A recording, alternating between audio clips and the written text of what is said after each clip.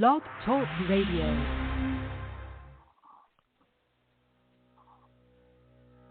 You're not my mother. You're just my mother's goody-goody twin. I'm the evil child.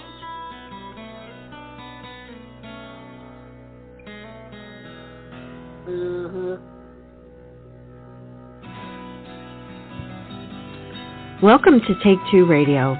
We are pleased to bring you interviews with people in the entertainment and music industry, discussions and recaps of the 4 remaining daytime soaps.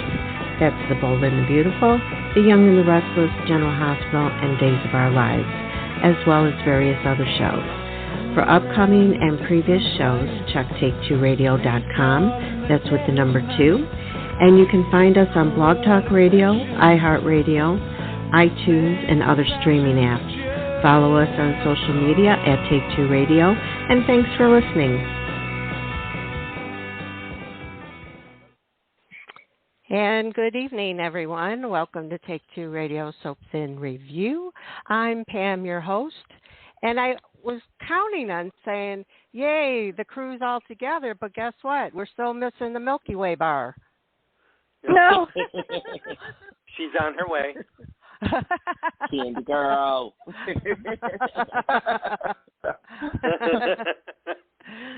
She's on her way. Good. I'm glad. How's everybody doing? Good. It's good to be back. Definitely good to be back. It's been a good long couple of weeks. Yeah, next time I'm not going to put a star on your name, Anthony, and whoever else misses. That does not include myself. I guess I could throw Carolyn in there too, though. But I know stuff happens. I wasn't even sure if I was going to make it today, but the weather is like crappy. It's dreary and rainy, and it's just blah. And that's after having, mind you, almost 80 degrees for a few days in a row with sunshine. We got it's nice here. Yeah, it's nice out here too. Yeah, see, Carolyn and I, it went down to the low 40s for a couple of days, and, we were ready to break out parkas and ski masks and things. But Anthony, we have you should still have the... Anthony, you should still have the... Anthony, you should still have the cold blood from New York. You haven't been down there that long. No, when I talk to friends and family, it's like I want to put on Kevlar. I'm afraid they're going to wing bullets my way when I tell them I'm sitting on the lanai, drinking coffee in a pair of shorts. Yeah, they don't want to hear you, Anthony. My daughter says, "Oh yeah, I feel really bad. It's like -5 up here." Yeah, that gets us people in the Midwest and up north, and we're just like, don't even talk to us. I mean, there's no reason to talk to us. But I did read an article saying that we thought the last 2 years of hurricanes were bad. The weather models are showing like 15 to 16 Category 4 powerful. That's what they're predicting for this season. Oh, great. Gosh. Yeah. So, but there's no global warming. That's just fake news. Right. Yeah. Wow. I hope all of you have your DVR set for Rebel coming out tomorrow night on ABC. It's going to be fun with Katie Segal. Isn't that tonight? Is it tonight? I thought they said the 9th. Is it? Okay, maybe I got my date confused. So then it's tonight then. Okay, that's good to know. Yeah, but it looks like it's gonna be really good. Yeah, I like it looks her. really good. Peggy from Married with Children, I love her. Yes. Peg Bundy, yes. And if you think about it, she has had an amazing career. She's done a lot. Yes. And she does voices for that cartoon Futurama as well. She's been on the Netflix, 2 different Netflix series. She's really done very well for herself. So kudos, Miss Katie Segal. She's on Spirit. That's what it was, Spirit. Spirit, that's right. And Dead to Me as well. She did a 2-arc. And she's supposedly coming back in this 3rd season of Dead to Me. The Connors, she's dating Dan. That's right. That's right. She was Dan's girlfriend. Oh my God! Like I said, I just adore her. I love her. She's almost in everything I know. She's everywhere. I was like, can we put her on Big Trouble? The one that had Ryan Phillippe in it. I think she would make a great addition to that show too. Oh yeah. And see, I thought she would have been great on Schitt's Creek with Catherine O'Hara and the Eugene Levy. Yes. The guy that talks like this. Hello. Yeah. Well, our Milky Way bar highlight. is here. Our Milky Way bar. Yay! Hi, Candice. Hey. Anybody on this? Yeah. Candy Girl, I've been waiting for you to get here because I wanted to ask if anybody on here watched the V.C. Andrews Ruby Landry series with Laura Lee Bell and Kristen Alfonso. Yes. What did you guys think? Oh yeah. I saw the last. You know some class Oh my thing. God. You know some class thing. Applause and you know what? Standing ovation. I'm doing a standing ovation. Say the brava, brava. Oh my brava. God. Laura Lee Bell was totally different than Cricket on Young and the Restless, and all I could say to myself was, can we bring her to Young and the Restless? Because I love her character. The way she's so rude to the twins, and she's like, well, you won't ever get rich, according to the records, because it's all mine and this and this. I'm like, oh my God, I love this. Can this be the new Cricket? Yeah, but she I got want her Cricket karma. to fall downstairs. She got her karma. Fall downstairs and have a brain trauma thing where she turns into a Daphne-like, because Daphne was the name in the movies, a Daphne-like character on The Young and the Restless. It was so good, and Christian, oh my God. Oh God. Okay, I gotta give it up to Kristen Alfonso. For sure. She does it again. Her trademark, where she, and I don't know if this is just her, but I love how every time, whenever show she does or series, I enjoy when she just raises her eyebrow just a little notch, and it gives us that little tease like she did when she was on Merrill's and she was on Days. It's that little thing, like a little trademark, and I'm like, oh my God, I love it. I just love when she does that. Yeah, it was a great series. I've watched all the V.C. Andrews, and Laura Lee was in the first one too, the first series. Towards the end. Yes. I think it was. Yes. Yeah. So I was glad to see her resurrected on this one. It was really, really good. Was she Paul's mother? No, Christian. Yeah, that was Christian Alfonso. She was no stepmother. Oh yeah, she was. What's her name?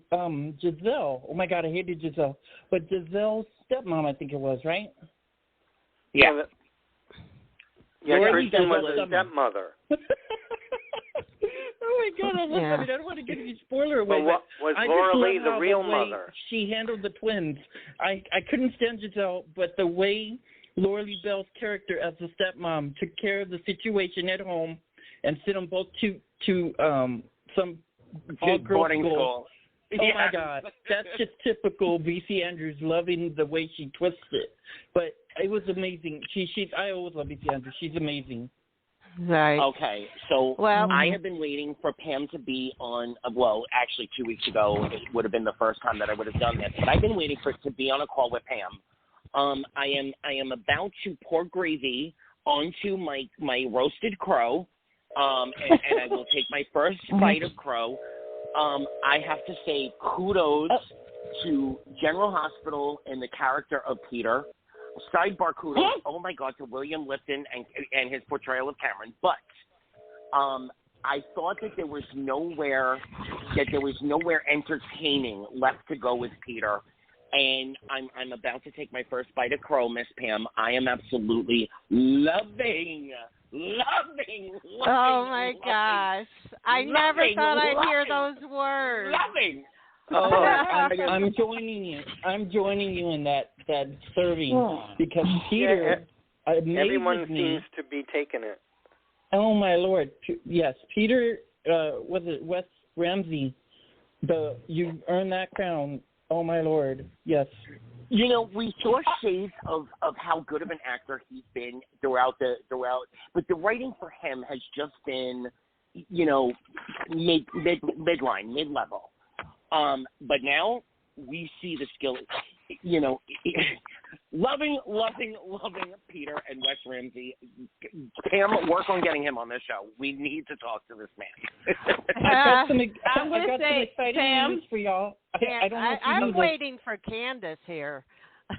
Oh, okay. You wait for me? Okay, so this is like, I guess this is, okay. So here's the thing. I'm glad they're kind of making him into a full-flushed villain. I'm okay with that. But Pam, you do know what I'm going to say, right? You have all of these people who want Peter, right? Yeah. Right, so, whatever. So shut up. No more. Wait, no, you don't. You said no. So you do know May Sweets is coming up and then June. So all I can say is tick, tock, tick. See, I knew that's what you were going to say. I knew that. I want to do. You want me to do the loving murder? You know, when you hear this sound. I think I need to play a song. Maybe. Wait, I'm doing it for you when you hear this sound. No, I'm going to play a different song so I don't hear a word you say. Okay. Bye, Peter. Bye, Peter. Bye. Candice, I agree with you. I mean, it is so there. They're setting up Valentine, Anna, Maxie. There's so many of them. Elizabeth. Cameron. They're setting up everybody. Yeah, Jason. So you know, this is going to be the whodunit of whodunits. But can I also ask everybody to definitely give a nod, Mr. Will Lipton. Cameron. Oh my God, girl! Yep. I've been waiting to talk to you, Candice. How did you love those scenes with your boy, with your man now? Because he's no longer a boy, Chad. Oh my Lord! He graduated into a supporting. You know what? Here's the thing. To me, William Lipton has always had it, in my opinion. And I'm going to be honest. There's been a lot of younger actors, and I'm going to just single out General Hospital real quick. To me, William Lipton does remind me of a Jonathan Jackson in the sense that he can carry emotion and he can bring it out. I love the fact that, you know, and I'm going to go back to the episode with former guest here, Chad Brandon here, okay? Mm-hmm. I've always wanted that to happen where Cameron confronts Xander. I didn't know Hollywood would do it. I didn't know, but I love the dialogue. I love the fact that because I think with Cameron, we fans have to understand something.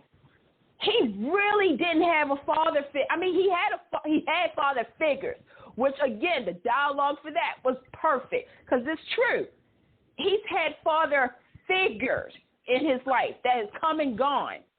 Started from Rick on up to Drew to all these people. But with Xander, it was like he kind of abandoned him, which again, if you know the story, you know what happened. So yeah, Cameron has an emotional tick. I love the fact that he's right now he's reacting and not thinking. Somebody just took away somebody who was really close to the father type for him, who made his family feel whole. And yes, he has issues with Jason. I'm going to be honest with you. I have no problem with that. Yes, I know. Jason has done a lot for Cameron. But right now, Cameron's not thinking, oh, he bought my mom and me a house. He did all of this. I should be grateful. Right now, he's like, okay, I know that him and Franco had issues. I wouldn't be surprised if Jason did this to him. That's where he is. William Lipton is giving me him getting mad, him getting that, my friends, is what you call acting. That's why I've said next year, I want to see William's name on the Emmys for younger actor. and he has a future. Like if he's not on GH, he has a future. I know he's a musician as well, but I really enjoyed the last couple of episodes with him venting. He's hurt, you guys. Like he lost two of his best friends. He doesn't have a girlfriend. And shout out to Eden McCoy because homegirl, Jocelyn, you are Carly's daughter. Thank you. Thank you. Yes. Now, I need to do a public service announcement for one moment because, we all pay attention to Twitter. We all pay attention to Facebook and the various blogs. Yeah. Everyone out there, every once in a while, Take Two Radio has to do our public service duty and remind you guys, that the people that are playing these parts are actors. They go there to do a job. If you don't like the direction that the storyline is taking or the way that a person is portrayed on screen, it is your right to not like that. You can say that all you want, but let's be adults here and not hit up these individual actors and actresses and the producers and so on, the writers. If you don't like it, be constructive about it, but don't be mean and don't be bashing on people. And I want to remind everybody of one more thing. I know that I have, unfortunately, ticky-ticky-tock past the 40-year-old mark. I don't like to admit that in public, and if you were to press me in a dating situation, I would deny it to the hilt. But I have past 40. I do not feel things or see things or understand things the way I did when I was 17. You cannot apply to the teen set of any soap opera, but most definitely because they're so prominent right now on General Hospital and Days of Our Lives, of course. And I'm going to get to that later on when we talk about Days of Our Lives. But you cannot describe the way you feel as a 30, 40, 50, 60, 70. And if you're still in your 80s, 90s, loving General Hospital, God bless, call into Take Two Radio. We want to know you. But I'm digressing. You cannot ascribe the way you think to these characters. They're not real. I know they're in your house every day. I know you feel like you out on the lanai having coffee with them, or you in the you're going to get your makeup on and go up in the Metro Court and meet up and have a drink. They're not real. And secondly, they're not you. They're fictional characters who are presenting stories to you. So please, if you take nothing else away from Take Two Radio, please stop bashing the individual actors and actresses, writers and producers for things that you don't like. It only hurts the genre itself in the end. Here. And I would like I would also like to add something to that PSA. Also, do not wish the soap to be canceled because you're not getting what you want. Oh, my God, yes. That is so horrific. Yes, Candice, thank you. Here's the thing. General Hospital, as of April 1st, turned 58 years old. First and foremost, round of applause. That deserves a round of applause. Yes, it does. Days of Our Lives is going to be celebrating 56 this year. 56, 57? Yeah. Young and the Restless just did 48. Bold, 34. And like you said, Andy, we've been watching soap for a very long time, and we've gone through the good, the bad, the WTF, the almost separations and everything. But there's the real ugly. But there's one thing from the womb.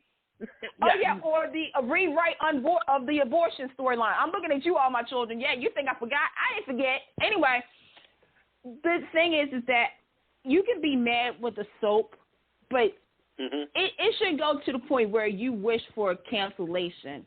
Because I'm going to be honest, as somebody, and we've all been through the cancellations, but all I have to keep saying to people is 2009, 2010, 2011, and 2012.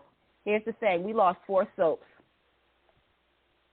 We did. Back to back, and we're still feeling it. We're still feeling the void. If you do not like what's happening on Bold and Beautiful, and look, there was some stuff this week that I was like, I felt ashamed. There's stuff on Young and the Restless, General Hospital on Days. Hey, I don't like it, but guess what? I'm not going to say I wish I would cancel these shows need to be canceled. Because if one soap goes, guess what's going to happen? The dynasty will start to fall. Yeah. If you again, you have the right to be upset. We're not telling you don't. Well, but let me say this: you shouldn't watch a soap for a character or a couple. If you're watching for the wrong reason. That's right. I mean, I know right now I'm going to speak for two shows that I know fans are really hurt because of the direction that the writers, executive producers, whatever, are taking with their couples and characters. Here's the thing: you're going to have to wait it out. This is what's called a soap, and I know some people will get sick and tired of me saying that, but we've been watching these soaps. This is why these soaps have been on for 58 years, 48 years, 34 years, and 56 years. It's because they do this to not just one couple. It's not happening to your couple. It's happened to every couple. Because I recall the devil kind of came in between John and Marlena, literally.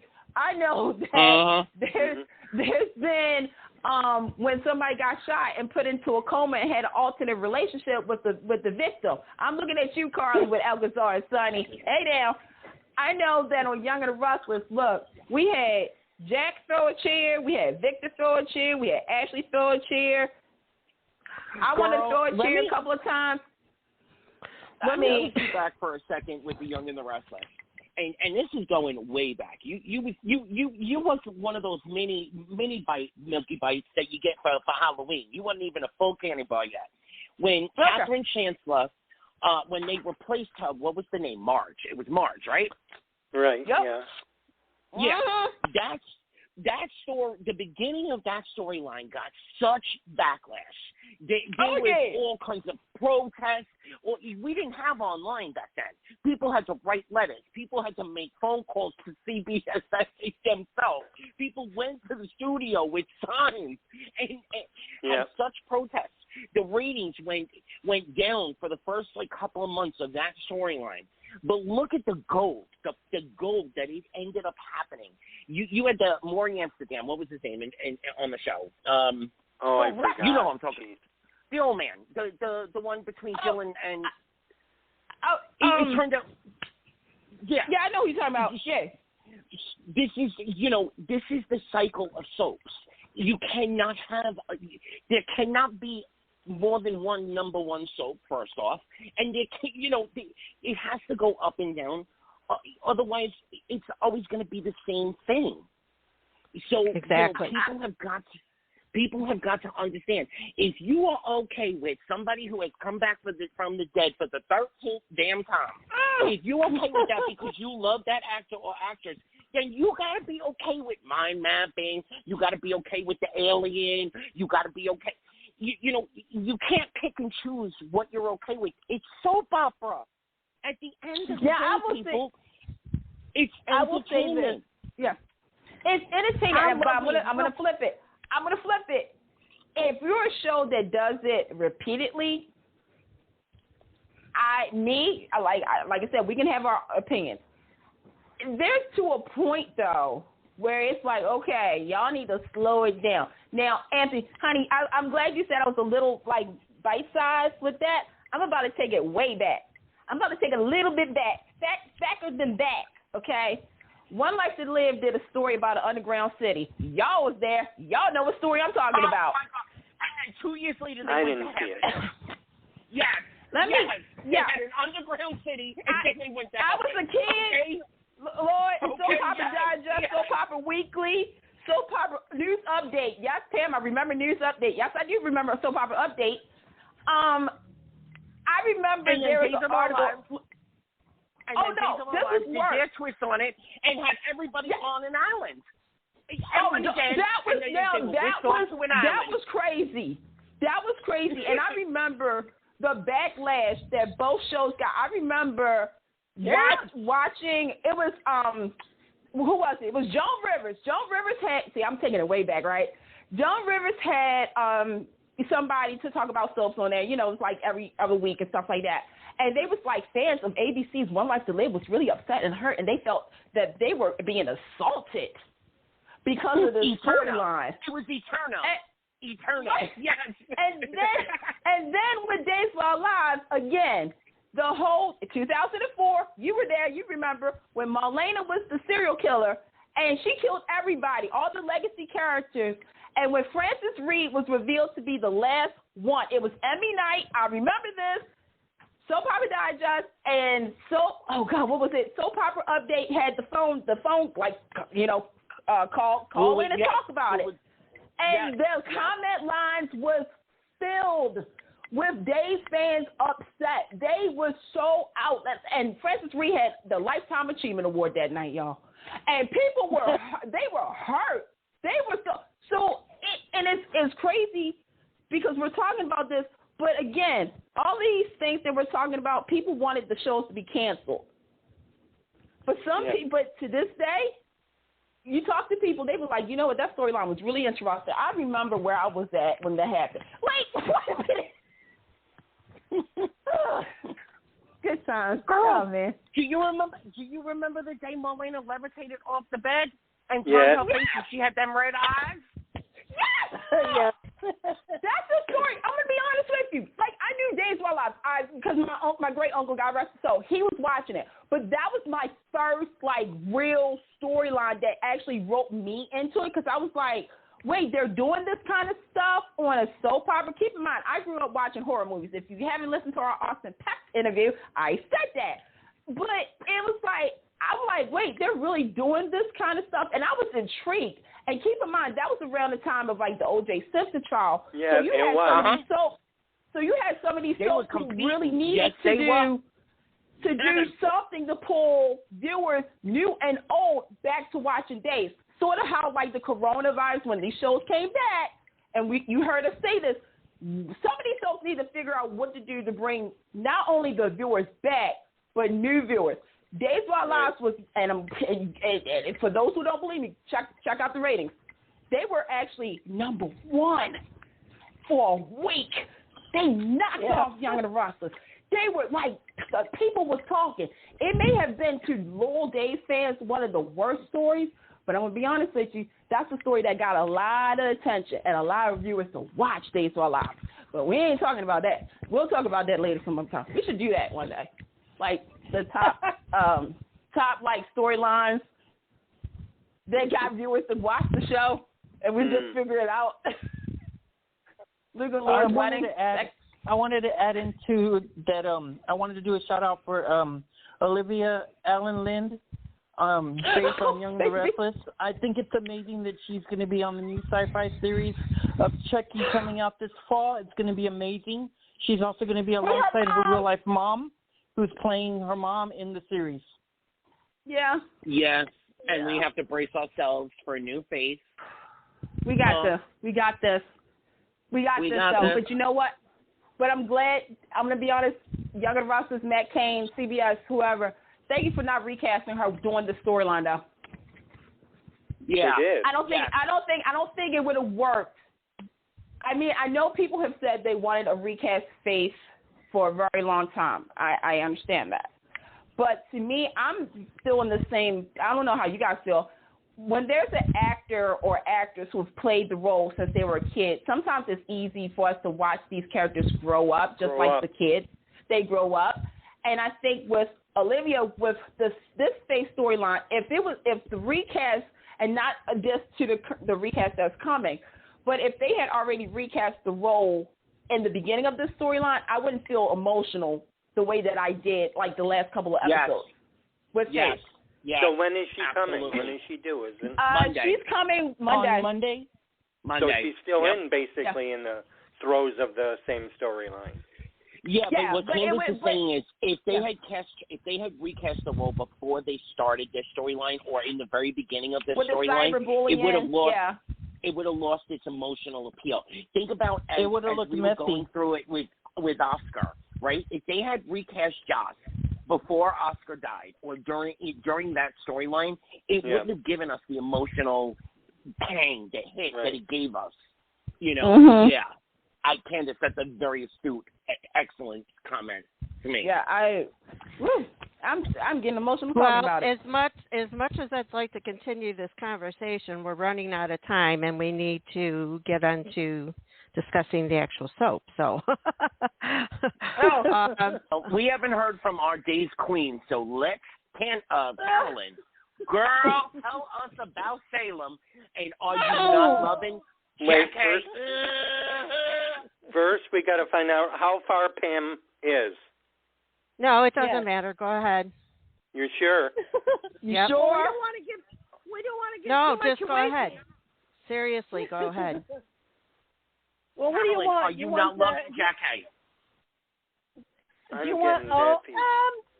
Yeah. They've kind of redeemed all that nasty stuff. The daughter, I'm not sure how that's going to turn out. I'm not crazy about that storyline, but and now she's what, Theo's ex-girlfriend? How did he meet her? Yeah. Are you talking about Chantel? Are you talking about Chantel? Chanel? Yeah. Chanel. Yeah, Oh, okay, Chanel, the there's daughter. something coming up with Chanel that would drive everybody nuts, but it's going to be fun, so tune in because it's going to involve a lot of drama in Salem. I'm looking forward to what's coming up with Chanel. Well, her and Theo are not a good match. I don't know how they met and how she was then, but she's not very nice I don't feel now. it either. I don't feel the connection. No. And we like to point out that they're not related. I know some people were trying to figure this out, but Chanel and Theo are not related because Lonnie and Theo have different mothers and not same father. Okay. So they're not related at all. So there you go, Dave fans.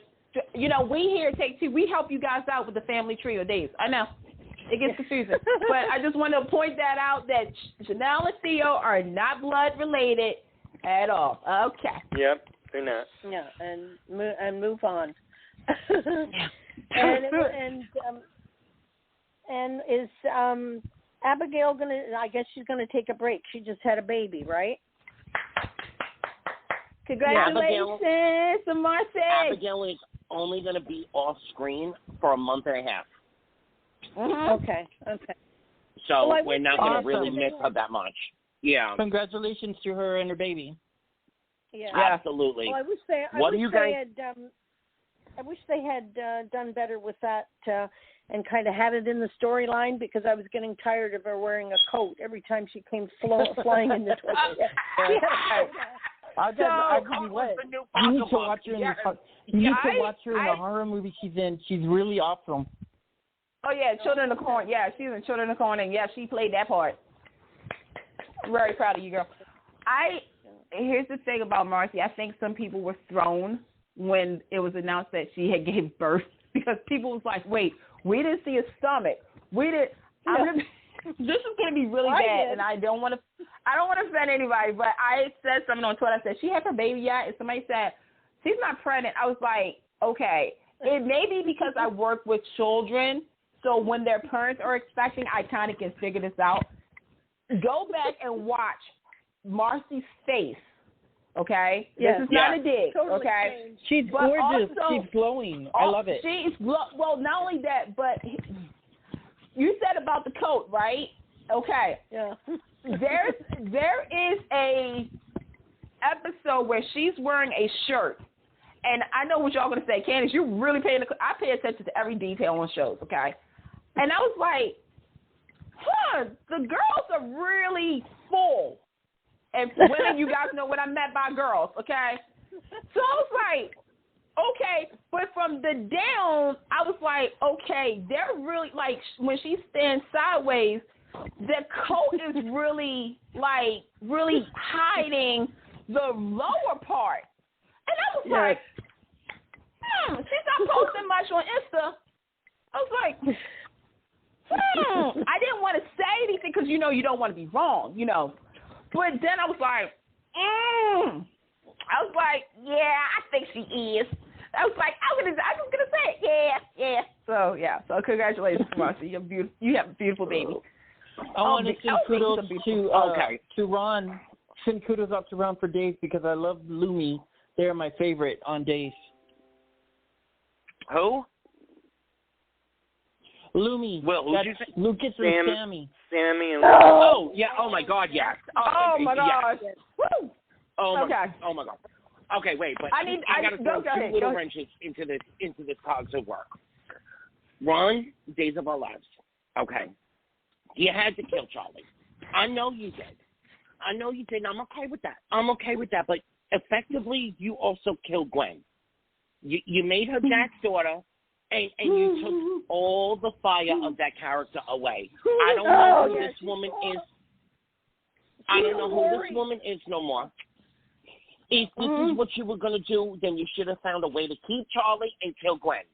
Because the two characters that brought the most interaction, fire, drama, et cetera, you killed one, they're gone, and the other one, I don't know who she is.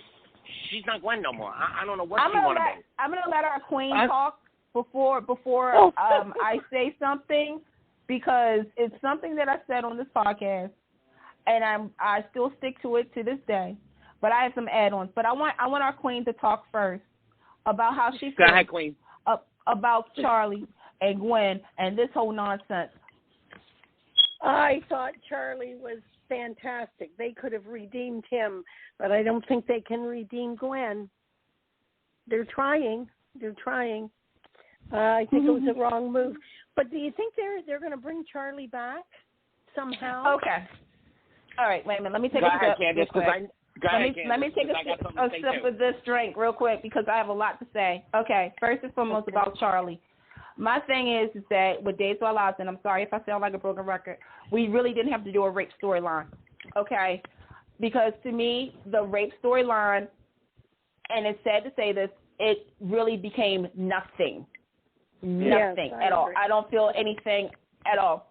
With Charlie, it's overdone. Okay, he raped somebody because he has mommy issues, and Gwen did all this stuff because she has daddy issues. Well, guess what? I have issues with the bank.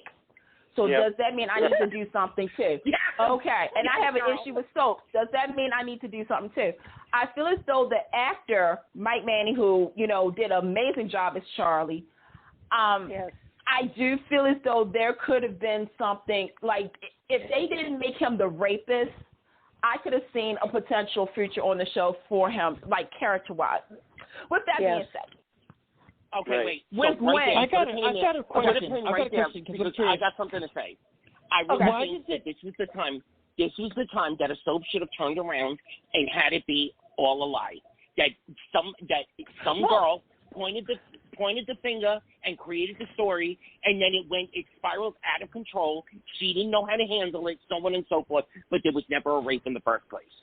I'm going to tell you I'm going to tell you how this story shouldn't have even went this far. Okay, my thing is that, okay, and I'm going to be honest, whether it's a man or female, 6 years, 6 months, 6 weeks, Days has this thing where they feel as though they have to do a rape storyline. Yes, I know on all soaps they have a rape storyline, but Days, I'm sorry, you guys have the most. Okay, whether it's, we just almost had one. Thank God it didn't happen with Xander. And I'm not sorry with Xander, but with Rex, with Krista being Sarah in the mask. We had, Eric. We've had Sierra. We've had this person. Okay, we get it. The thing with Allie and Charlie, my thing is, why couldn't it have been y'all met overseas? Y'all was at a club. Bum, bum, bum, bum, bum. Y'all was drinking. It was both consensual. Yeah. It wasn't one person taking advantage of anybody. There was no advantage. Exactly. The condom, and then condom broke. She thought she'd never see him again. So even if she went on, she thought she'd never see him again. Why did they actually? Why didn't we have to bring a baby into this? Like why did we have to, why did we have to bring a baby into it? And I knew they were going to do something because of the details that was given about Allie. She was irresponsible. She was an alcoholic. To me, you don't do that. If you're going to do a rape storyline, and I've said this a couple of times, don't try to kind of outline the victim into making us think, she might be lying. Look, it's 2021. I'm over it. I understand. I understand. Like I said, I know stuff like this happens all the time in the real world. But I just got done with a rape storyline on Days of Our Lives. With Charlie, Allie, Tripp, Claire.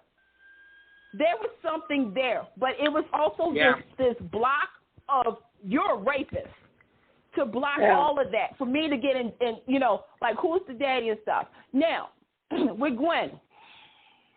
First and foremost, Emily O'Brien, you did me proud. You did me proud. You redeemed yourself in my eyesight. I got to give you your props. But again, once they made her Jack's daughter,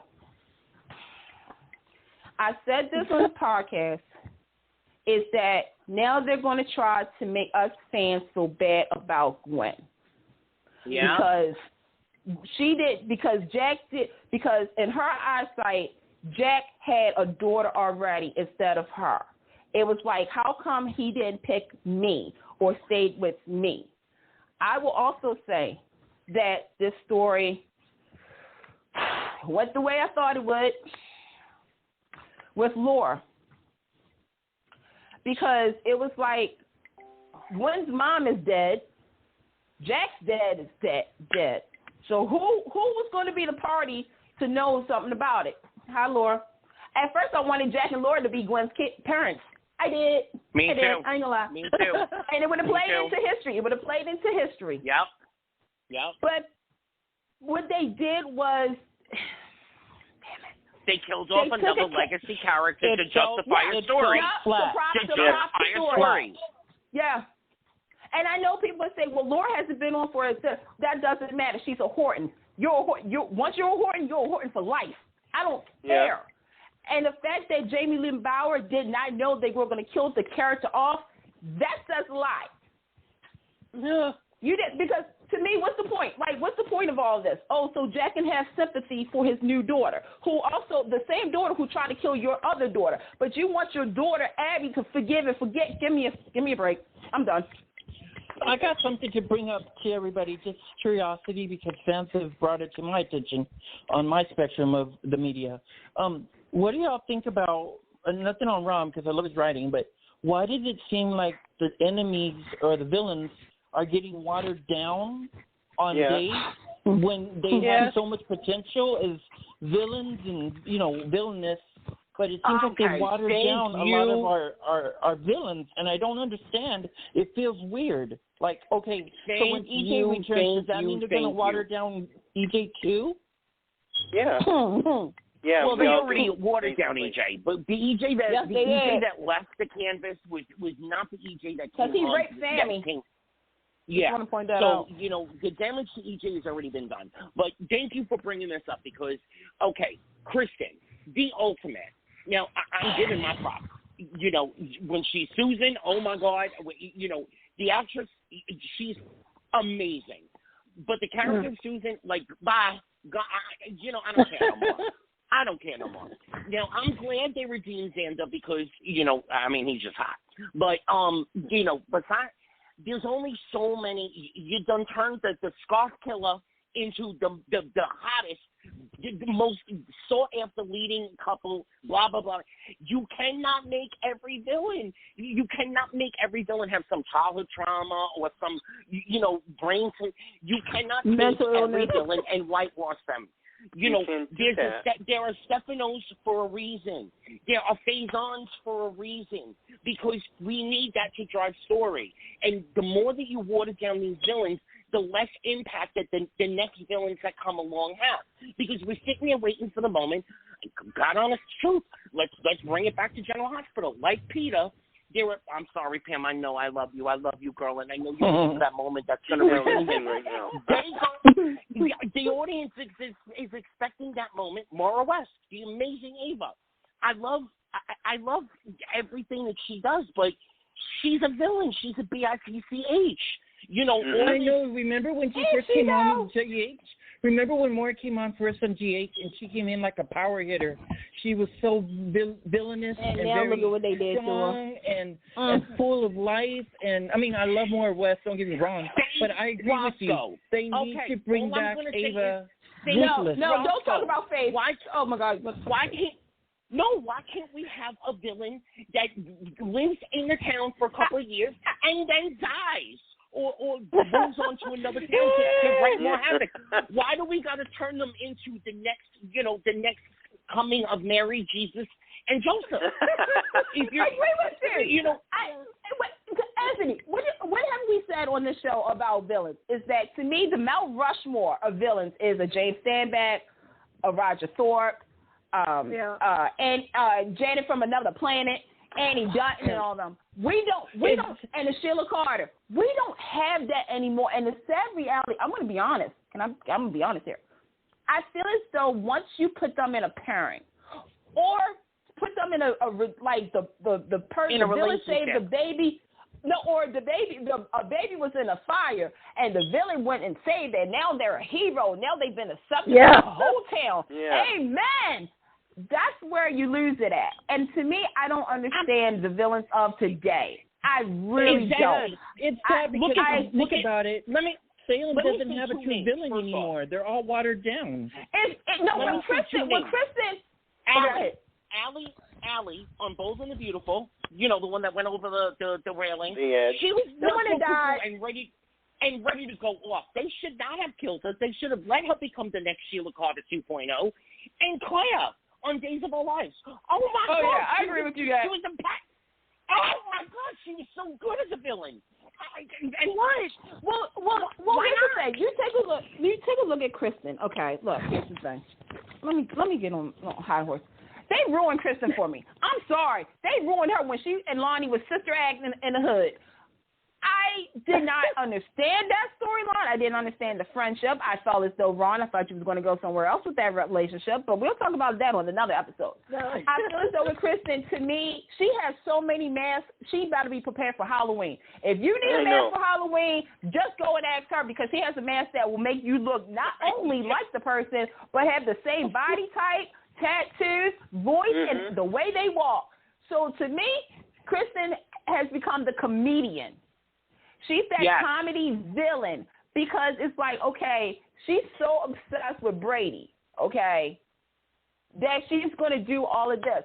But she always says, I'm a mom. I have that. What's that kid's name again? Rachel, right? Rachel. I'm doing this with Rachel and stuff like that. But you're almost raping people or doing stuff. And it's, to me, like with Days of Our Lives, look, there's never going to be another Joseph Mascola. Ever. There's never going to be another Stefano DeMira ever. Even if you say or baby Stefano or Asa Buchanan. I miss the classic daytime cat fights. It seems like, and again, nothing on Ron, but it just seems like lately with Salem, it's like if they fight and they argue, they're nice within the next minute. When did you ever think? Wait a minute. Let me just say this. Raise your hand if you ever thought you would. Wait a minute, let me just say this. Raise your hand or let us know on Twitter or Facebook if you thought you would see the day where Marlena now, okay, Marlena and Kristen hug. Oh, yes, thank you. You never see that. But I have to wonder. See that. What's going to happen next? Is Marlena going to take Kristen out for lunch? Oh, that already happened. Oh, yeah. Remember? They had tea. That happened. They had tea. Yeah. I missed that episode, but okay. For the sake of the continuity of the show, and so that we make sure we get all 4 soaps in, let's take a little journey out to Los Angeles. Okay, let me bring him back. Lord. Lord, have mercy. Lord, I gotta go. My agent's on the phone. Hold on. Scott Clifton, thank you so much for the humor, because when he fainted, when Vinny gets hit, and he's like, oh, dude, what do we do? And all of a sudden he faints and Bill's like,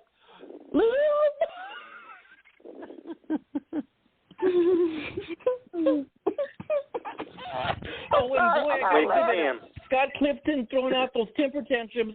Everybody's like, you know what? He's got kids in real life. The actor, maybe he's mimicking his kids or something. And I'm like, you know what? I'm enjoying the humor. I'm enjoying the humor. I thought he was mimicking the kids in my job, because I swore, especially that I was like, that reminds me of two of my kids, and I love my kids, don't go get it twisted.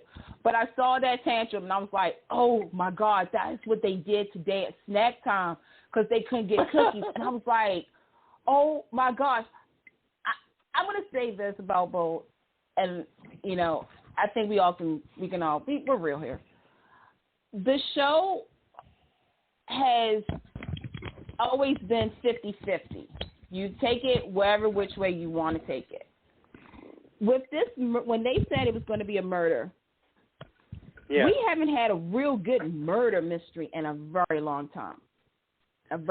Girl, for our viewers who may not have seen it, who got murdered? So the sad reality was it was Vinny. It was Vinny. Who changed his whole life around. I miss Vinny. I love his accent. A moment of silence for Vinny, please, because he changed his whole life around. He went from a drug dealer to working at the hospital to dying. A moment of silence, please. And okay, so with that being said, his ride or die. I was going to get his ride or die, his Beyonce to his Jay-Z. Yep, that's what I said. And I got to add real quick, the bathroom humor that's going on between Zoe and Eric and Zende and Quinn and Zoe. Okay, I know a lot of people are like, Before we move on there, I want to talk about how they're changing Vinny's murder. Well, not changing it, but hiding the fact that it was an accident. I mean, I don't understand why soaps go there. Well, okay. I see what they're doing, that's though. My biggest, I see what they're doing, too. That's my biggest bonus contention. They shouldn't have let us know. Go ahead. They shouldn't have let us know right now. That should have come to us in a flashback a month from now, when we were close to, going insane trying to figure it all out. We as audiences, and that's the biggest thing. That's what I was going to say. That I agree with you. Go ahead.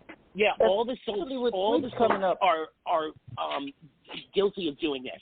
They're letting us know the plotline facts too early, and then drawing the storyline out to ridiculous lengths, to where we don't care anymore because we already know the truth. That's what soaps. I don't understand when this shift happens. Look at the Loving Murders.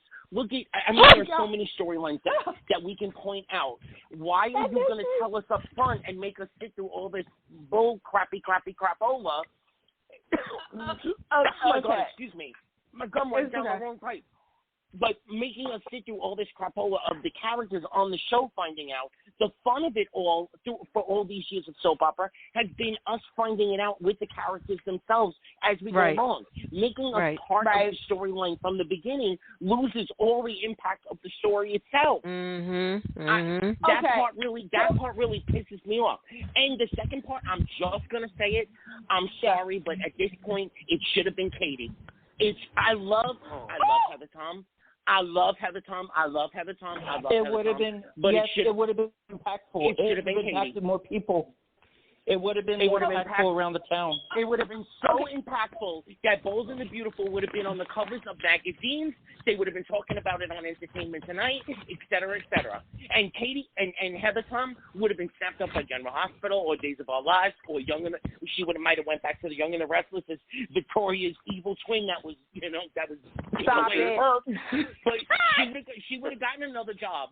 It should have been an impactful character. Not that Vinny's not impactful, but you tease, and you let us down again. Now I'm going to flip this. I'm gonna say this.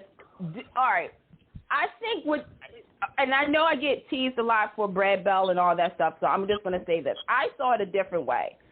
First and foremost, when it was revealed there was going to be a murder mystery, I looked at it as, okay, Bold and the Beautiful is like, let's see if the fans actually believe there's going to be a murder mystery.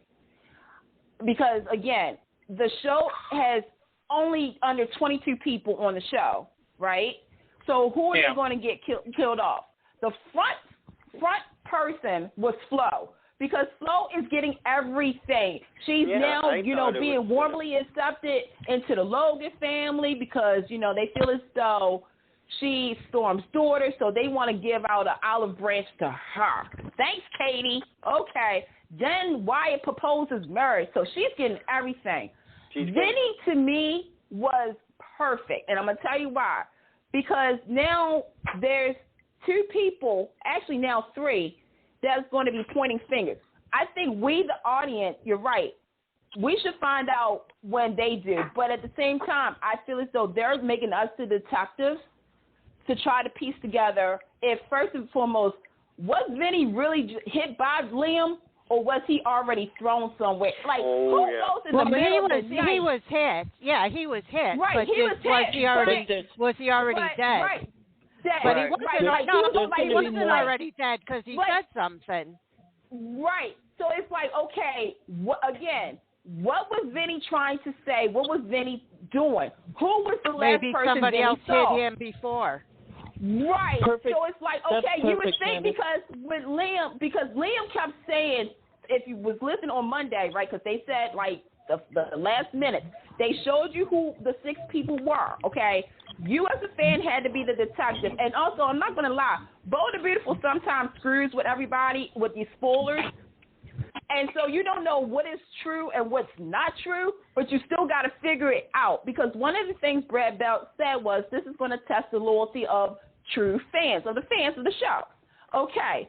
So when, again, you saw like a Thomas or a Katie, you're like, oh, my God, are they stupid enough to get rid of Heather Tom, who can cry and get an Emmy nomination? Are they going to get rid of another Bridges kid? Right? Yeah. And if they are, is Taylor coming home? I mean, seriously. So it's like, all right, who could it be? Shauna, Flo, stuff like that. When Monday they kept saying Thomas and Vinny was the main topic. So, of course, by then you're thinking, oh, somebody's going to die. Okay. When it was Vinny, it was like, oh, shoot, Liam now is in this situation. Bill's in this situation. But again, why was Vinny out there? Did he see something? Did he hear something? Was he talking to somebody? What's the story before Liam hit him? Yeah, what's the story before he got there? Right. So now it's like, okay, because here's the thing. Bill and Liam was stupid for not calling 911 when they had the opportunity. Right. Bill telling Liam, who passed out. Bill had to take care of Liam because he fainted. Because he was like, come on. He was like, stop acting like a boy. He was like, stop acting like a boy, act like a man. And everything. God. And Bill, by the way, Don Diamont, happy 36th anniversary with CBS. You kept coming. Thank you, writers, because you brought Bill back. You brought Dollar Bill back because Bill is ruthless at this point. Liam, you're having a hissy fit for no apparent. I understand. You're afraid. You're worried. I get it. But you know what? I want to give kudos out to Bill for, even though it's crazy what he's doing, you got to give him credit because at least he's being a father and he's being loyal and committed to the son. But that's the thing. He knows because, again, okay, backstory here. The reason Liam was driving was because Dollar Bill was drinking. He was drinking tequila, okay? So he was in no condition to drive. So Liam was like, oh, this is a great opportunity. Liam was all, like, in clouds because him and Hope had a moment. It was a beautiful moment. And then all of a sudden, because he was so stuck in his rainbows and lollipops, he hit something. It wasn't a deer. It was Vinny. But, again, it's like, okay, the mystery for me is what was Vinny doing before he got hit by Liam? Who was he with? Was he with Thomas, like Liam said? He doesn't understand how Thomas hasn't killed him yet. Or was it a third part? Was there another party involved in this? I already have my suspects. I'm like a detective. I have suspects. I'm writing it all down. Y'all remember? I love the story because there's so many layers and there's going to be so many suspects. Right. It's going to be awesome. Because the thing is, whoever, like right now, Hope is so guilt-ridden about the situation. You know Liam is like the white knight that nothing goes wrong with him. You got Bill who's like this. You say one thing, swear it up and down. You say one thing, you're going to get it. Your future is gone.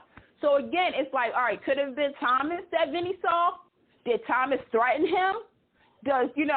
Or, again, like I said, could it be a third party? Again, if you're a detective and you've been watching and you've been and when I say watching, I'm not talking about this week. I'm talking about for the last couple of weeks now. There's another person that could be on your suspect list. of who tried to do something to Vinny and why. Some people are teasing it could have been Paris driving. No, Finn. Yeah, Paris driving to get back real quick before she did something in her pants. You guys are gonna laugh. But I like the fact that that they're doing this too, because you never know who the suspects are. But just also, this will make you laugh, but think about Liam. This is why Bill's telling Liam to keep his mouth shut. We all know that Liam can't keep his mouth quiet. He's just got a big mouth as much as Brooke does. That's Yeah, I got that. That's about. But no, I mean, we're talking. Yeah. I mean, here's the thing. We're talking about this storyline. I've been saying this to a lot of my friends. We promoted this story of tuning, everybody is tuning in to watch. I know some people feel as though, oh, this is stupid. This was such a letdown. But this is called the build-up to the real murder mystery of, again, like we just said, was Vinny like this before him, or what was Vinny doing? Who knows? There's more to the story. Just like we know he just got paroled. More That's to the all story. we know. Yeah, you have to roll with it. Now, the Paris stuff, this portion of Take Two Radio is brought to you by X-Lax. Pam, I don't know if we got sponsorship with them, but we need it now. I don't know. I know. But Candice, did you get a kick out of Quinn? Did you get a kick out of Quinn finding it so delicate that she's being like, oh, don't worry, she's going to be fine. She gives it to Eric all the time. Okay. I know some people are going to be shocked for me saying this. Even though I found the humor of it, I'm trying to figure out, is this the only thing they could have done? I know, right? Yep.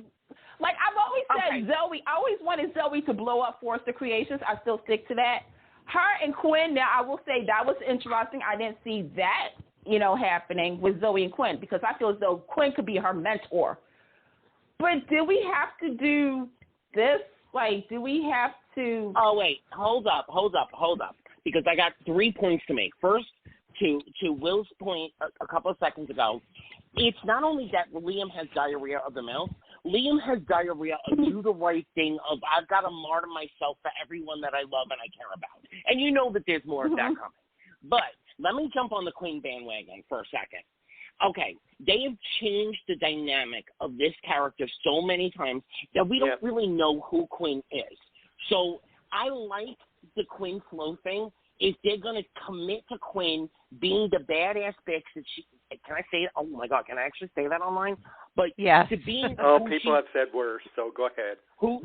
If they're going to commit to Quinn finally coming back to being the badass bitch that she was when she first came on, and that, she's been pushed over so many times at this point, of course she's going to jump on that bandwagon. But don't turn her into the fodder, Phyllis Diller laugh-a-thon in the end of the storyline. If you're going to go, commit to her being the badass bitch that she should be. You got Raina Sofa. You got somebody that can pull it off. Yeah.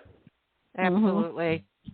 I can throw out real quick, there's a tease for the Bold the Beautiful to get ready for, we're going to delve a little bit more into Finn's past, which is going to be really exciting. I can't wait for that to unveil. Oh, yeah. Again, if you're a detective, make sure you watch those episodes. Take some notes. Thank you. Yes. Yeah. Let's hop a plane and head over to Genoa City. Okay, I got to give it up. Sharon Case and Mark Grossman and Melissa Clarigan are doing awesome with this funny storyline of Chelsea, Adam, and Sharon, because I know people are getting crazy about was Adam and Sharon going to get together. I'll wait on that for a minute. I'm just enjoying the episode right now where Sharon is finally trying to set a trap with Adam to get Chelsea to get busted, and Sharon's like, Chelsea, I'm here because Adam called me and we've been meeting together and he's fine, but he wants me to check up on you. And Chelsea's all throwing a fit with her eyes like, oh, my God, Chelsea, you cannot keep your eyes straight. Okay. Wait. Go ahead. You and I need to take a bow. because what we said about a month ago, if not 6 weeks ago, is all coming true right now. Right, girl? You and I pegged every moment of what's happening right now. Every moment, every second. Every moment, every second. We pegged this again, Young 3 and the shows Restless. ago. If you want writers, we're here. I know I'm doing my own thing, but I can also do other shows too. I'm just saying, I'll throw it out there. Okay, I want to give Sharon Case the MVP award.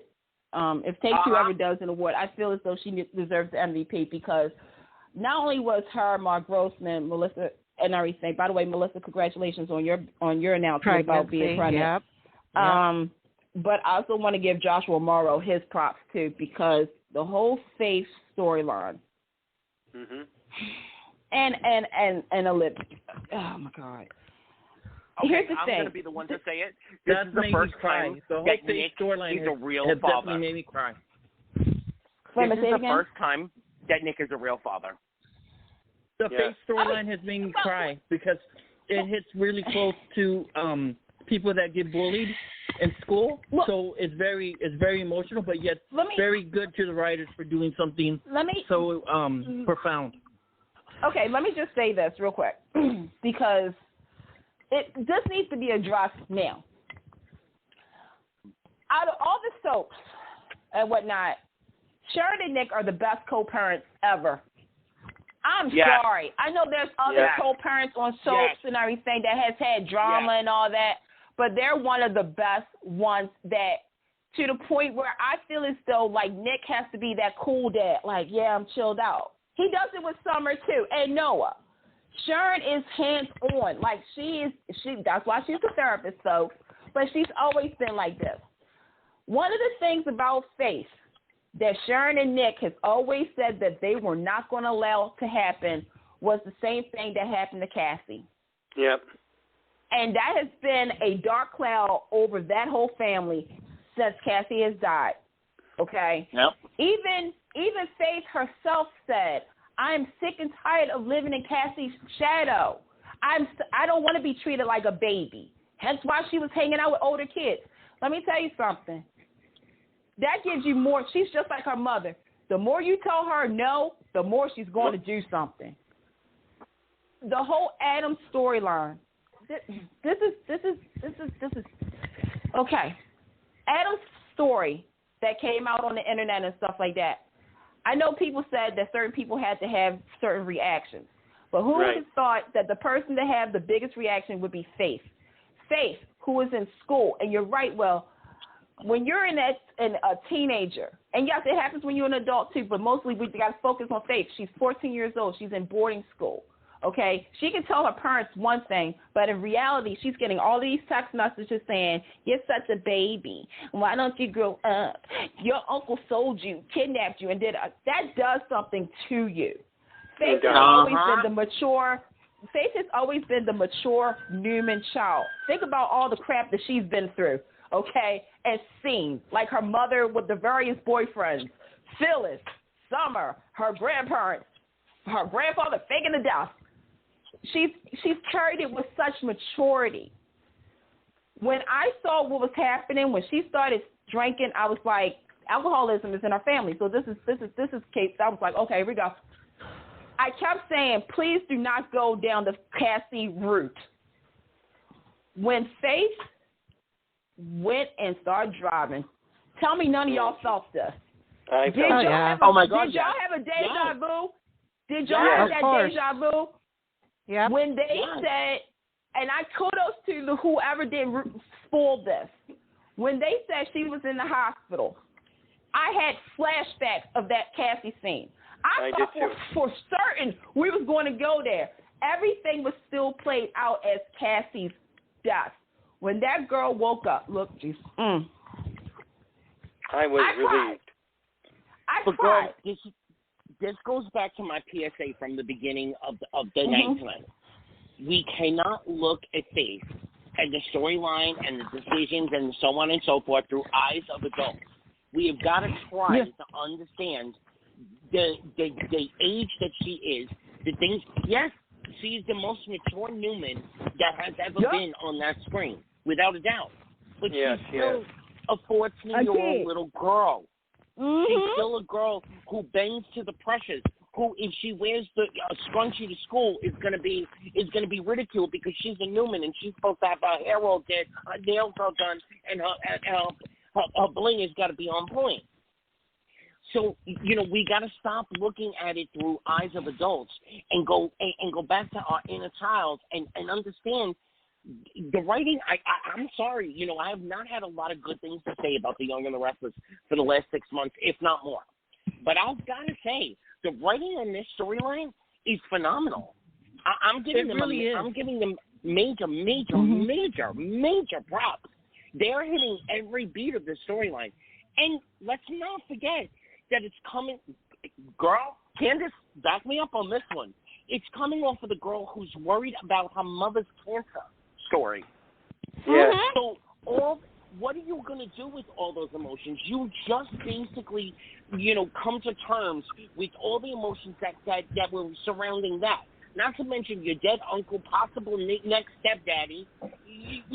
All the right. I mean, and wait, all the things there's she's more. dealing with. Oh, there's more, because then you have the fact that your friend, and I'm doing quotes right now, friend is supposed to be your friend and supposed to have your back, who's really the one that's tormenting you and telling everybody your little secrets and stuff. So now she feels that she can't go to her family because they're all surrounded in their own drama, right? And she's trying to be, like, okay, I'm doing my own thing, okay, but I'm going to let you do your thing. She's getting bullied. She's trying to not, even show that. Her friend, who she thought was her friend, is the one that's starting everything. And then she meets a boy. Don't forget. I love that. Also, she was catfish. Pay attention, General Hospital. Pay attention, General Hospital, because this is what you should have done with Christina 3.5 years ago. This is the storyline you should have had with Christina. Am I wrong, Candice? I felt, again, you just said about us being 14, right? And I, like I said, I'll speak up for myself. I was bullied when I was a kid. People teased me and whatnot. But I can't imagine today's kids because of cyberbullying. You know what I'm saying? Like, I can't imagine being catfished the way Faith was.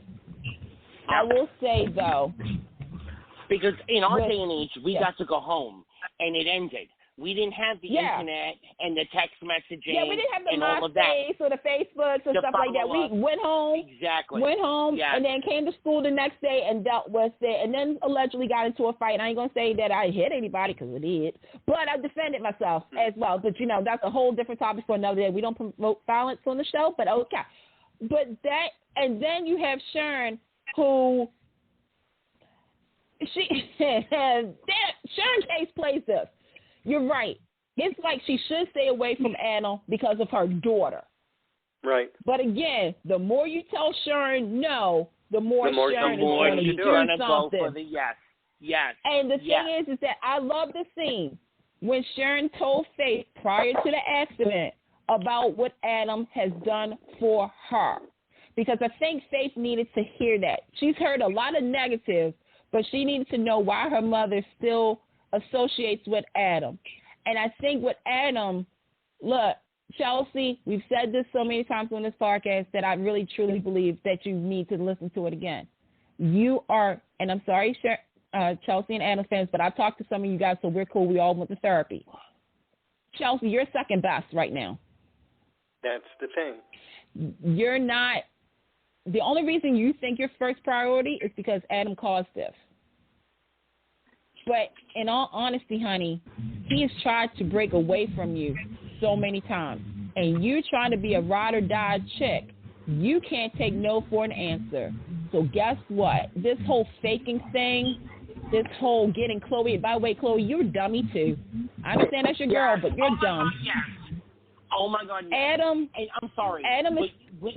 If you look at the history of the Adam Sharon, that whole arc of Sharon has never asked Adam to be anything but who he is. She's never tried to change him, and he's never tried to change her. Chelsea wants Adam to be this one version of Adam that she wants him to be, and it's never going to work. Yeah. She always tries to change him. Chelsea always tries to change Adam. Exactly. But see, Sharon accepts him for who he is. Just don't murder But I will say this, though. Don't be gay no more. Sharon don't want him to murder nobody and be gay anymore. That's all she is.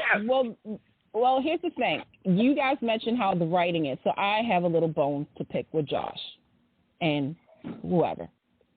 You cannot forget the Justin Hartley years, and I'm going to say the reason, and I'm going to clarify this because yes, Michael Mooney, okay, Josh, you brought Adam to the forefront. I get it. I understand. Back then, way back then in the days, you wanted Adam to be dark.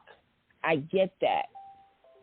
To me, and this is nothing against Mark Grossman, I think he's a great actor, but there is some of Michael Mooney's Adam that I'm seeing. As a fan of the show, I know that Adam, Nick, Billy, Nick, everybody has grown up. To me, it's like there's because, and I love the line. So I knew somebody was listening when I said it, on social media. When Chelsea said Adam died the day that the place blew up, because I was like, "Amen, sister." That's the last time that a Chelsea and Adam, to me, worked. Yeah. And the thing is that Adam did die, because I feel as though that history, all of that history, has been gone. But there were some factors. There were some really good factors from those years, from the last part of Michael Mooney's years to Justin Hartley's years. There's a story there that needs to be applied to now. And you're right. Sharon and Adam has had each other's backs, because when they were at their worst, when everybody rolled out and says, deuces, somehow, some way, they were there for each other. And now it's like, okay, Adam needs to be proven that he's not wrong. So, yeah, Chelsea, Chelsea girl, you're doing all of this. You're just digging. You're digging. You almost got Ray killed. You almost killed him because of you. But you know what? You're in your mind thinking Sharon is the thing that's really coming between you and Adam. Chelsea, you've been doing it yourself. So you need to look in the mirror and be like, oh, it's me. But you know what? I give Chloe credit on this one. Even though she sees a little bit of being manipulated by Chelsea, she did set her straight to task when she told her. She says, Chelsea, what do you think you were doing? You almost killed Ray. Okay. Well, of course, because when it's staring you in the face like that, you can't not acknowledge it. Here's the thing, Chloe, you lost some of my respect too, because I get okay. First of all, I don't know when they became best friends again, because I'm sorry, if you try to blow my husband up and you actually succeeded, I'm gonna have an issue with you for a very long time. I was against that's really that too. Stupid. Yeah, that's really stupid. Yeah. I was against my that. thing is that Chloe has said something that reminds me of Abby Gabby over A Days of Our Lives about my children, about my kids. I don't want to get in trouble because I don't want to be taken away from my kids. Well, Chloe, that would have been smart to say, when you did that stuff to Adam, or when Chelsea asked you to do this, you should have thought about your kids. Chelsea, you also have kids too.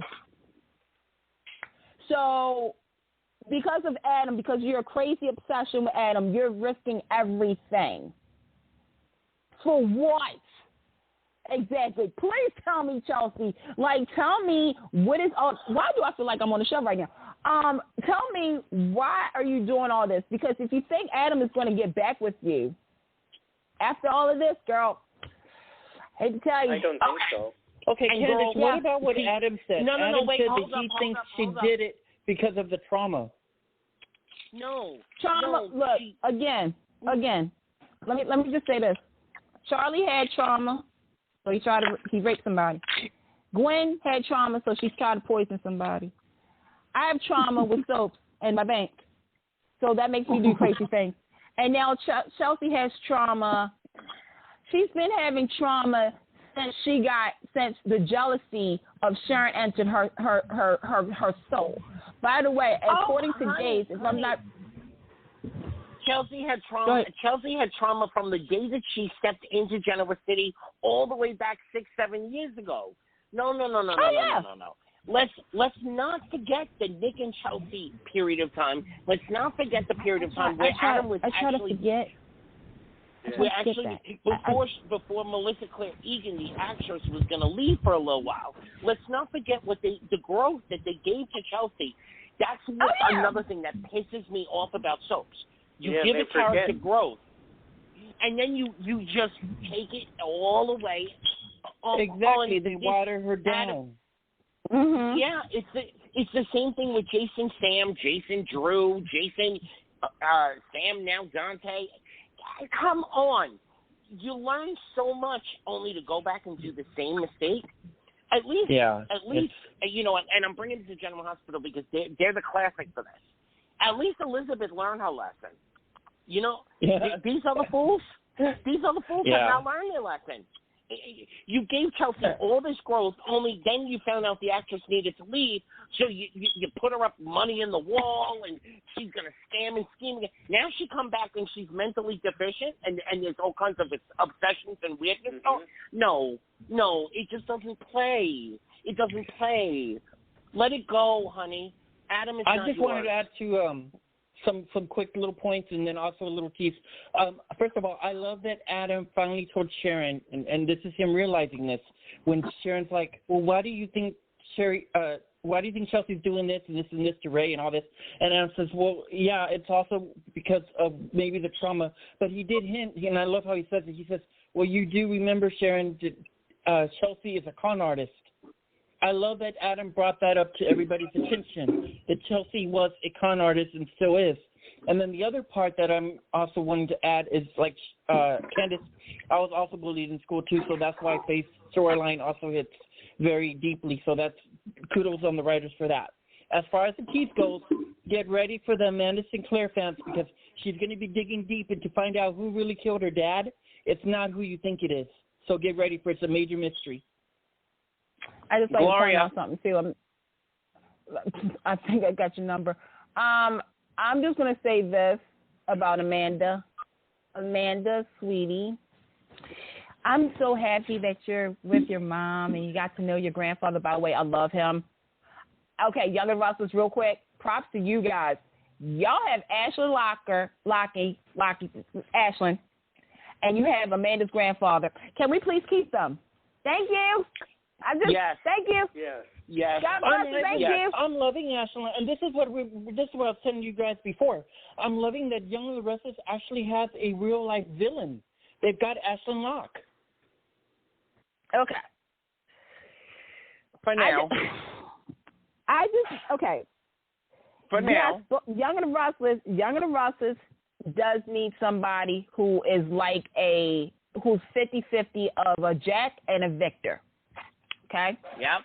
That being said, keep in mind, this is Young and the Restless. This is the house that the Brooks, the Fosters, Kathleen Chancellor, Victor Newman, Jack Abbott, and all of them built. Okay?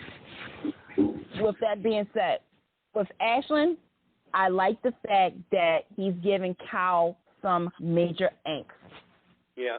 Because I'm telling you right, Cal needs a little, look, we don't have Theo. So we're going to need somebody else to do it. And the fact that Ashlyn has Cal shaking, I love it. I love the fact that Cal is using his Abbott charm and his dumbness to think that he got over on Ashlyn. I don't think I love the fact that Ashlyn. I love that. I love the fact that Ashlyn is calculating. He might be a Jack. Oh yeah, he does. I mean, I love the fact that Ashlyn has Cal's number, and Cal has no clue. I love it. My quick question for y'all for the Young and Restless. My quick question for y'all for Young and Restless. Now that we know that there is a new writer that has been joined into the team, can you all feel the changes? Honey, I felt the changes when Susan came on as a story consultant and whatnot. It took small doses, with the new writer, which, by the way, her name, I look, okay. I know people are going to say this is not true, but okay, it is what it is. Josh Griffin has struggled since he's been on that show. And the thing is that and you've heard us talk about it, he wanted to go back to when the last time he wrote for Young and the Restless. That's what it is. A la the Devon storyline of Devon not having that money. Right. The thing is that when you leave a show, there's other writers who will come in and will do things with the characters that you've created that you may not agree or may not disagree with, whatever. But that's their vision for the show. When you come back, these characters have already grown. They've already had new relationships. They've had new parts in their lives and stuff like that. You cannot go back and rearrange everything. You can't regrow a child. Trust me, I know Pam and some other parents want to do that. Take their kids and regrow them. I know, but you can't do that. The thing is that in the last year, there's been major steps to make Young and the Restless good again. There's small doses, but now you're starting to really see. You're really starting to see how Young and the Restless is changing. And yeah, I do feel as though that there's some, factors. I think somebody says something to Josh and said, hey, you and Tony, y'all know what to do. Y'all want to keep y'all jobs. Mm-hmm. I think with the Amanda storyline, case in point, Michelle Morgan's been on the show for what, 2 years? 2 years, right? Going on 2 years. In the last couple of months, we finally getting Amanda's backstory. And by the way, they have not reconned Hillary's story at all. Kudos to you. The fact that the secret about Kyle finally actually was legit, kudos. Mm-hmm. The fact that we got Sharon, Adam, and all that, again, like I said, the Adam storyline, who would have thought Faith would be the one to really carry the story? Mm-hmm. Okay, so can I weigh in here for a second? Yes. Mm-hmm. Okay, so I agree with everything. Candice and I, we're on the same page. We've been saying this for over a year now about Josh. But we cannot forget the fact that Mal helmed the show for, almost 2 years. That Mal had directions that he was taking the show in. And unfortunately, you can't erase the things that happened during that time frame. You wanted to play out a storyline about Billy and Adam and the death, the car accident, the whole 9 yards. When you saw that didn't work, it didn't play out the way that you thought it was going to play out, you should have realized at that moment that you can't go back a couple of years and just pretend. We are not in Dallas and we're not here in the shower and Bobby coming out of the shower and a whole year doesn't exist. It doesn't work that way. We all experience like the split personality. We experience the things that we experienced in that time period. So now it's time for the Young and the Restless to make a decision. What type of show do you want to be going forward? Mm-hmm. You don't play in the world of Days of Our Lives in General Hospital where you have memory mapping and and people popping up from the dead every other day. Honestly, if I lived in Port Charles or Salem and I was at a funeral, I'd be like, okay, no big deal. They'll be back in a year. Don't worry about it. Why are you crying? I'm like, are y'all sure they really dead? I'm going to be the one hollering in the back. Are y'all sure she really dead? Do we have a body? She going to be back. Don't worry. Sonny, they ain't find the body. Don't worry. He'll be back. You want to sleep with somebody else while he's gone? Go ahead. But he'll be back. Don't worry about it. The Young and the Restless was not that The Young and the Restless was never that show. It was the most grounded of soap operas of all of them. Guiding Light, everyone. The Young and the Restless was the most grounded, the most real-life soap opera. So you can't go back and play the games that you're trying to play with these characters. The growth. Sharon, she was becoming, she was on the hotline and she was taking psychological courses. So you can't take back the growth of that. Chelsea, all the things that she learned, you can't. Phyllis, case in point. I love Michelle Stafford leaving General Hospital. Now I love me. What's her name? Annie. What's her real name? Cynthia. Cynthia Watcho. Yeah. I love her as Nina. So, but you know what, Michelle, you should have never left Nina, girl, because I don't know what you're doing Young and the Restless now, girl. I mean, you know, I know. To decide what show they want to be going forward. I like that because it's like the question Sandra asked you is, who is Phyllis? Wait, we haven't heard much from David. So, David, what's your question? My question is, what are the possibilities with Sutton?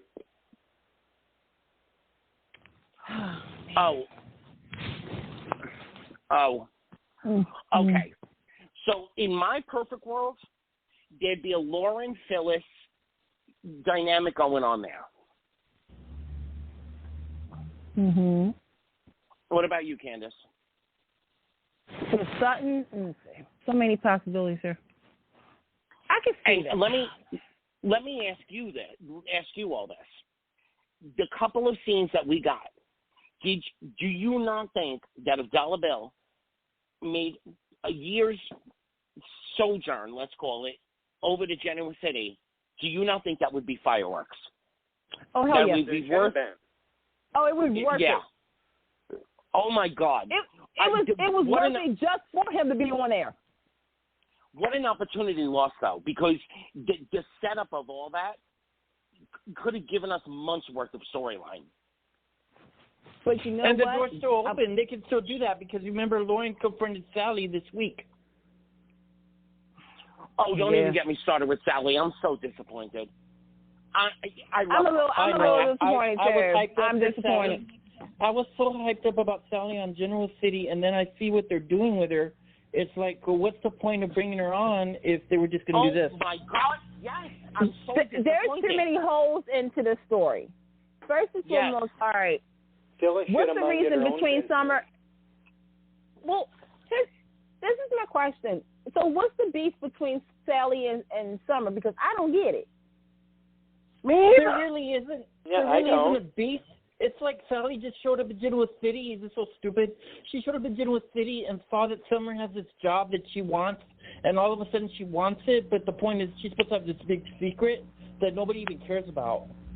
No one cares. But, okay, I'm going to be honest. Just give me okay, real quick, fan bases, but this is just me as a dope fan.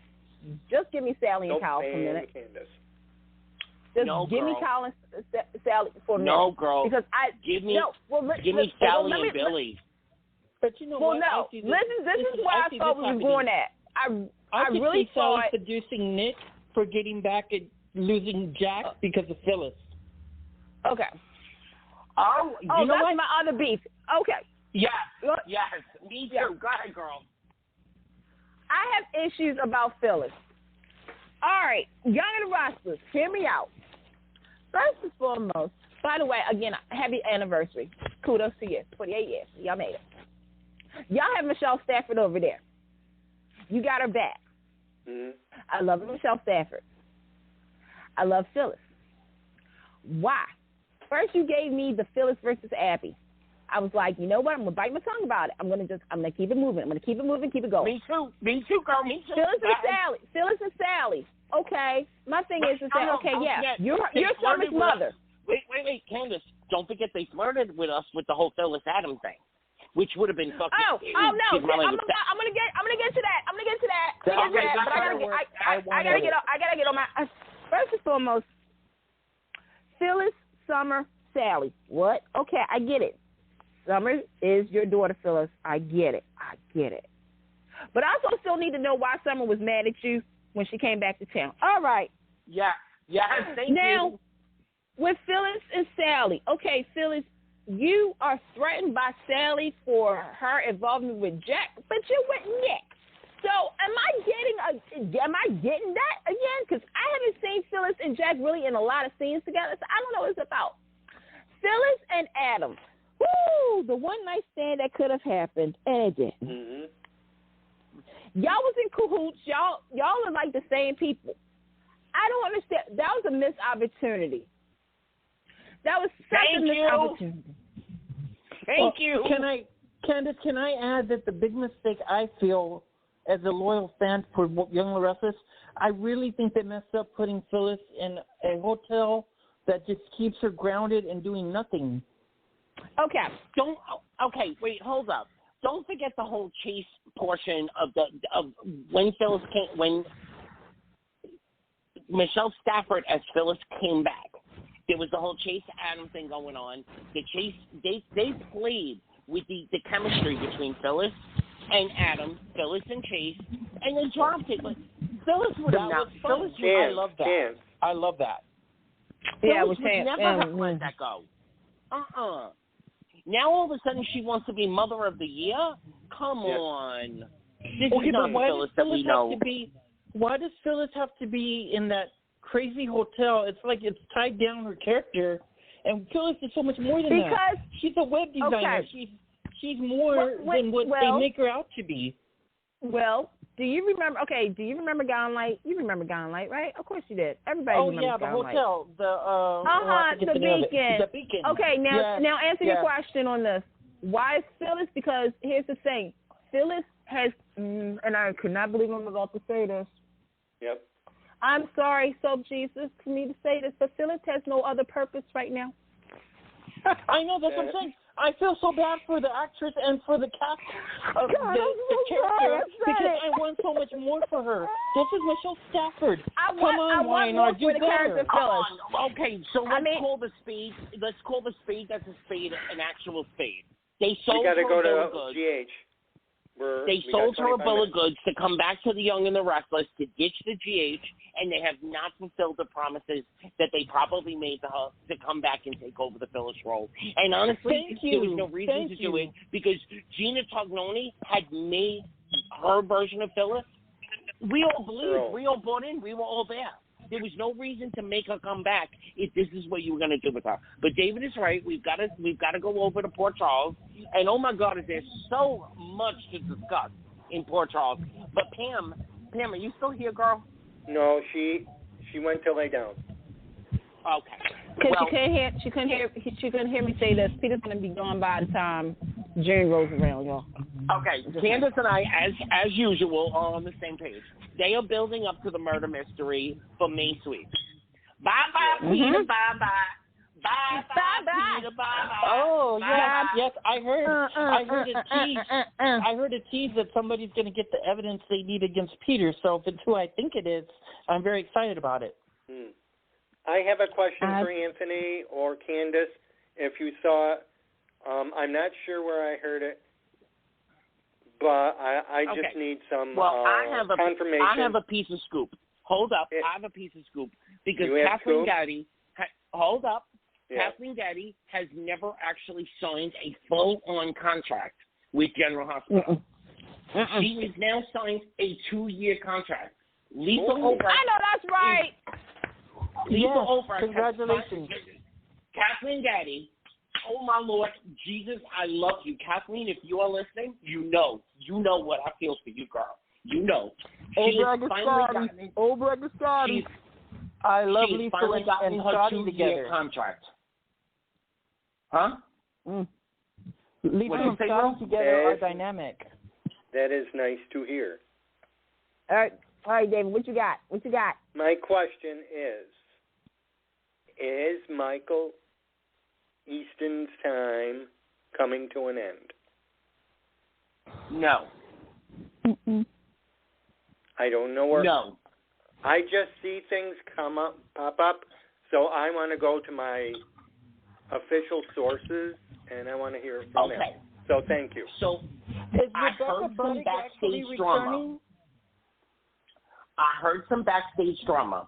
Apparently, when Todd Manning, what's his name? Roger Howarth.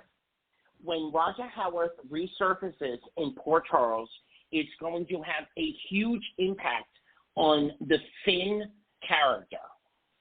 So I don't know where and how, what possibility, but Michael Easton is not going anywhere in the long term, for now, because Roger Howarth coming back is going to impact the Finn character and the whole Jackie, Robert, Scotty. There's going to be a whole new. Now, Scotty, we can understand because obviously he's going to look just like his dead son Franco. I can't imagine that they're bringing him back as Franco. It's just not possible that they're going to bring him back as Franco. I also, is this David that was talking? I also heard too on that note. I was hearing that when he does return, that it leaves possibilities for him to have other love interests besides just Franco had just been with Elizabeth. And now that he's going to play this other character, it gives him a broader range of women to pick as far as other female characters to work alongside. So that'll be exciting. I heard that they loved and missed the opportunity between him and Laura Wright, and so that there's going to be something there too. So, but he is definitely coming back. He's going to be impacting Finn, Scotty, Templeton, Robert Scorpio. So something from the past is going to come back again to rear up to us. So it's going to impact on Jackie? It's going to impact Finn, Jackie, Robert Scorpio, and Scotty Baldwin. Can you confirm anything about what's going on with Cameron Madison's character? Is it true that he could be a future love interest for Sam Davis' character? I can confirm where he's going to come in with, and he is going to come in and mess with the Maxi. So I'm assuming that he's going to come in as a cop. Because I'm cool with Cameron coming on. I just don't want him to play the part of Drew. Okay, no. I got to say something about this. Okay, first and foremost, with Cameron coming on, okay. Cameron's coming on to mix it up with Kristen Storms. So he's probably coming on as a cop. Which means, come on. Okay, I'm going to just say this because I'm going to speak. Did you say cop? A cop. Bad boys, what you going to do? What you going to do when the cops come for you? I'm going to love that. I'm going to speak on behalf of General Hospital fans. Because I hear GH fans, and I understand them. I get where y'all coming from. A lot of GH fans feel as though there's too many new characters. I'm just going to break this down real quick. A lot of General Hospital. Okay, can you guys hear me? Cyrus, going in and out. Okay. Yeah. You also have the fact that General Hospital fans feel as though they're hiring a lot of All My Children and One Life to Live alumni. Yeah. Okay. I will say that Cameron coming on to this show was not a surprise to me because of no, he wasn't. Because the thing is that I for some reason for the last 3 years, I thought he was coming on General Hospital. As who? I didn't know. But I always thought that with Frank, he somehow, some way, Cameron would be over on General Hospital. Mm-hmm. When it was announced that he was coming over, everybody was having a reaction. I did not. I was like, oh, okay, this is perfect timing to cast Stephen Lars. Real quick. Spoiler alert. Yeah, go ahead. I could have accepted Buddick that. is headed back to General Hospital as well. Oh yeah. So you already know what's about to go down on social media. And that was the thing is that I made a joke saying if he was going to play Stephen Lars, I hope fans know that him and Rebecca Budding can't play lovers. And somebody said, why? I said, well, because that's Elizabeth's sister and brother. And they was like, but they don't have to. And I said, oh, they have the same father. They have the same father. Do they? They General do. Hospital rewrites history. Yeah. General Hospital rewrites history. You're gonna have to, no other soap we've ever known. Right. It's going to be interesting, first and foremost, to see what Roger does. And also what Cameron is going to bring to the table. It won't be till around fall, am I right? Okay. Spoiler alert number 2.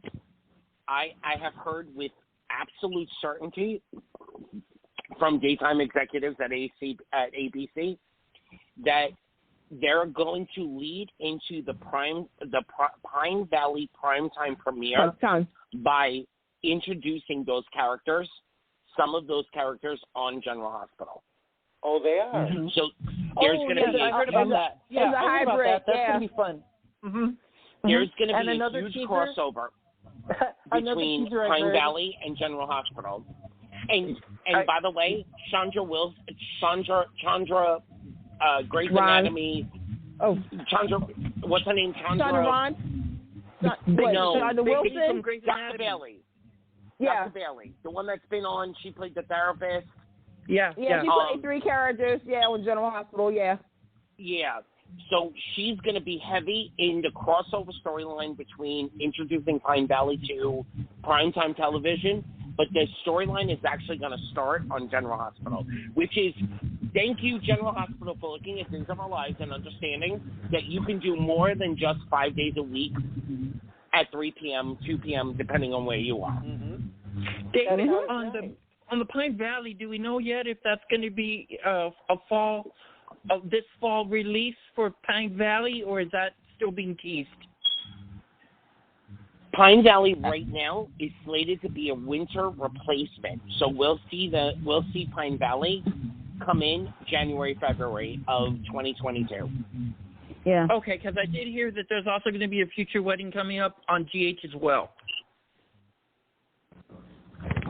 But they're laying the groundwork. They're laying the groundwork. Starting soon, they're laying the groundwork for these characters. You're going to see a couple of Pine Valley characters come to General Hospital, sort of like Chloe from We're Getting the Restless. What was the character's name? Maggie, right?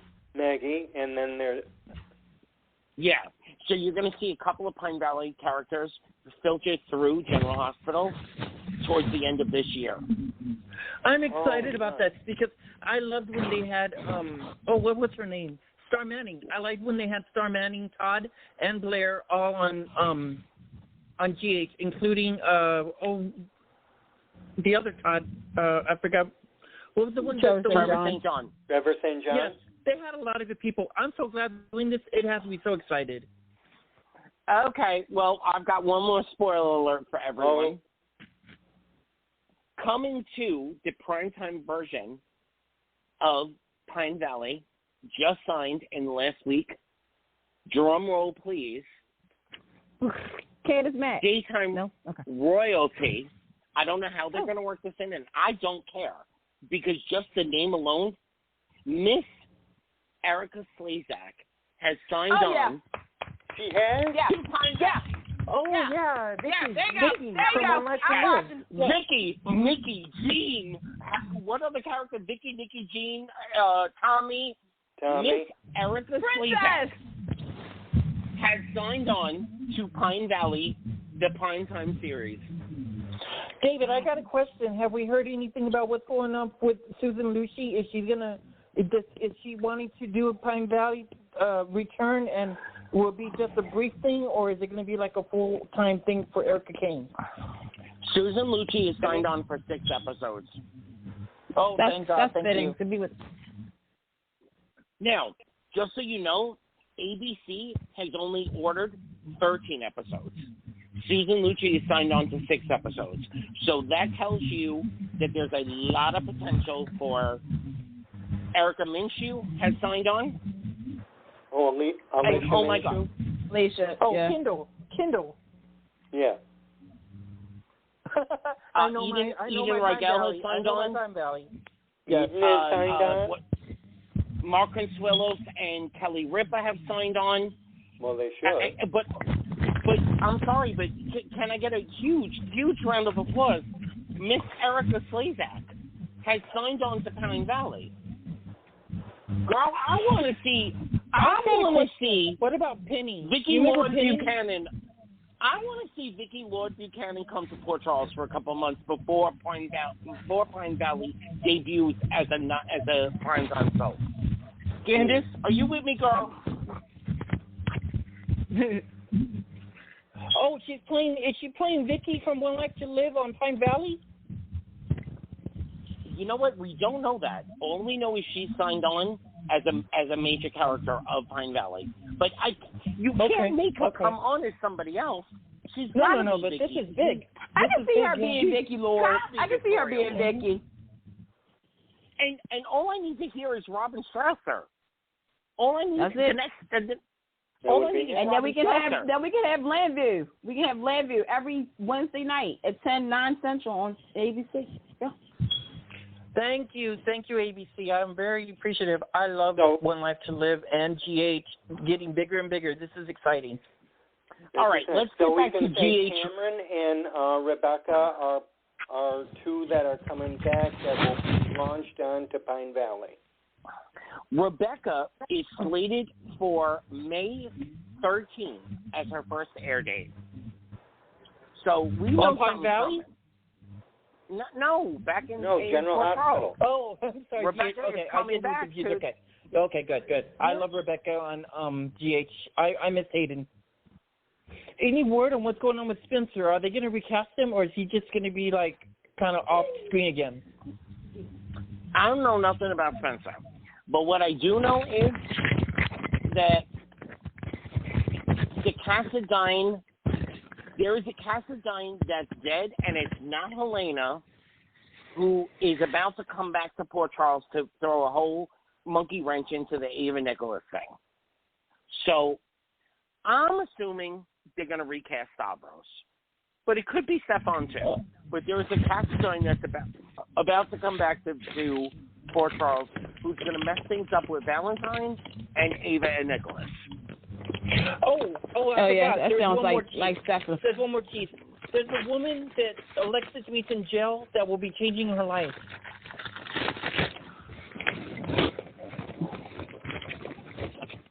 Oh, girl. So let me ask, today's Thursday. Did y'all watch Sydney's today? Yeah, I did. I tried. Yeah, I did. Oh, the special episode for Nancy LeGrand? No, I haven't seen it yet. All right, so Candice and David, what do you think? I thought it was very moving. Okay. Candice? I thought it was interesting. I thought it was interesting. I thought that they dropped the ball. I really think they dropped the ball. Mm-hmm. You agree with me, right, Candice? Okay, thank you. I'm okay. Let me just say this. Go ahead, girl. I need for GH. I literally just said this to one of my friends. I need for GH to stop. When you're doing a celebration of a character or actress, when they have their special anniversary show, I don't need the whole going back into their childhood. Okay, we did this so far with 4 characters. Yep. I think my issue is that, okay, you're going to start something. You're starting a new journey. Because I'm trying to sugarcoat it because some people didn't watch it, okay? But all of a sudden you start making decisions that should have been made beforehand. I want to say that, kudos to the writers to giving Nancy an episode to celebrate her character. But we could have did better. Just saying. I'm going to jump on that bandwagon. Okay, so here's my thought process. There has been so much storyline involving Alexis playing a butler when she was pretending to be a man. Alexis and Jax being married. There is so Alexis and Sonny and their, one night affair that we all know they didn't specifically play on it beat for beat for beat, but we all know Alexis wanted Sonny. She wanted him bad. She got him, and then she said, "Oh, what did I do? Oh, no. All you had to do was go into the history and highlight the history of what's already there. Mm-hmm. This ideal of playing the what-ifs of a character to celebrate their anniversaries, girl, and I'm talking to Ron, Frank, I'm talking to Chris. Dan. Girl, it don't work. If you want to invoke the memory, if you want to invoke the feeling of a character, give us how she grieved over her sister. Give us when we found out, along with her, how her mother was actually murdered. Give us Alexis pretending to be a man up in the Quartermain mansion as a butler. You know, give us memory. Give us those things. The true essence of Alexis. Yeah, give us, you know, Leslie Charleston is about to celebrate 45 years. So when you give us Leslie Charleston, and if you don't give us an episode for Leslie Charleston, I swear we're not even going to Marriage Counseling. The next people to get episodes, to be honest, is Leslie Charleston for sure. Definitely. Yeah. Jeannie Francis needs an episode. I am sorry. I think she does. Ken Shriner. Yes. And I'm even going to say Jackie Rebecca Seaman? Herbst because, Jackie Seaman, Rebecca Herbst because, and by the way, I made a shade on Twitter. And for those who understood why I said it, thank you. I need some balloons. I need a cake. I need T-shirts. And I need a magazine. Oh, wow. Is Lynn Herring part of that cast too, right, with Lucy Cole? Does she have an anniversary also? She got an anniversary coming up too. Yeah, but you know what? Okay, so let's go there. Because General Hospital has been teasing us on social media with Liz's Rebecca Herbst anniversary. So I guess that's the next one that's coming. You need General Hospital, pay attention. Okay? You got a couple that are coming up. You got Leslie Charleston, you've got Rebecca Herbst. Yep. You've got Anna. You've got Anna, who's going on 40 years. Yep. No, wait a minute. 30, 39, 38, 39. Something around there. Okay, so we got 2 years till 40. But you've got a bunch of characters that are coming up on legacy episodes. No more fantasy of what it could be, what it should have been, blah, blah. I liked it with Dante and Maurice Bernard. I liked it with Dante and Sonny. That was a great episode. It was out of the box, this and that, blah, blah, blah, blah, blah. But these out of the box ideas of playing with things, no. They're not working. You need to pay tribute to who the character has been, all the various versions of who they've been, all the years they've been on the show. Or you're going to turn us off. Can we do that in 1 hour? Yes, we can do that in 1 hour. Let's take a look at Nikki Newman. I'm sorry, Peter Bergman. I don't want to play one soap against another. But look at what Young and the Restless has done with the two that they had in the last year. You know. Actually, you take a look at it. I mean, look, here's the thing. Eric Braeden, Peter Bergman, Melanie Thomas Scott. By the way, today is Kate Linder's anniversary. Happy anniversary, sweetie. What is it, 38 years or 41 years? 30. Let me see. Like hold up. I'm 39. I'm 39. 30. Woo! 39, girl. Whoa. Woo! And girl, that Biatch is still a flight attendant on the weekends for United Airlines. She do. We got to wrap, guys. We got to get ready to wrap. Okay. Thank you for listening to Take Two Radio with us. We hope that this episode was a good one for you to talk about. Take it away. For you to talk about. Come back in 2 weeks so we can talk more about Peter and what's happening with him, what's happening with Chelsea and Adam. We love you all, and if you want to reach out to us, I am Anthony31C on Twitter or Anthony Corona on Facebook. Candice, tell him your info. So you can follow me on Instagram at CandyMac82, on Twitter at CandyPoo. Thank you. Willie, you can follow me at Willie's View Podcast on my podcast, and you can also follow me at View Willie's or Willie's View Podcast on Instagram. It had so much fun. Good night, everybody. All right, he's all over the place. David?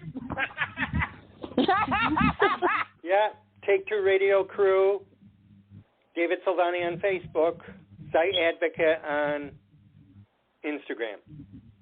Pam and Carolyn, we love you, love you, love you. We'll be back in 2 weeks with another phenomenal Take Two radio soap. Good night, everyone. Good night, everybody. Bye, guys. Bye. On 5 on Twitter.